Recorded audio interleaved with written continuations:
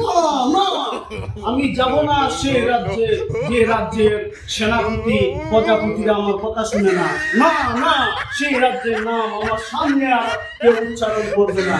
কারণ সেই রাজ্য থেকে আমি অনেক আঘাত পেয়ে এসেছি, গুসা করে এসেছি, অনেক দুঃখ পেয়ে এসেছি। সেই রাজ্যে আর আমি কখনো যাব না। সেই রাজ্যের নাম কেউ আমার মুখের সামনে আনবে না।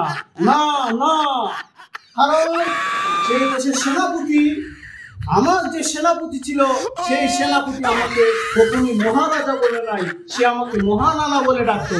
আমি কি করে সেই রাজ্যে আর যাবো? না না, সেই রাজ্যের নাম কি কেউ আমার সামনে উচ্চারণ করবে না। সেই দেশের প্রজাপতিরা, প্রজাপতি প্রজায় কি, প্রজাপতি প্রজারা আমাকে দেখলে হাসতো আর কাঁদতো। আমি কি করে যাই সেই রাজ্যে? আমি আর যাব না। না না, আমি আর সেই রাজ্যে যাব না। আমি এক বিদ্রোহী রাজা, আমি এক বিদ্রোহী রাজা হয়ে গেছি। আমি আর সেই রাজ্যে যাব না। সেই জন্য অনেক দূরে চলে এসেছি। আমি আর যাব না সেই রাজ্যে।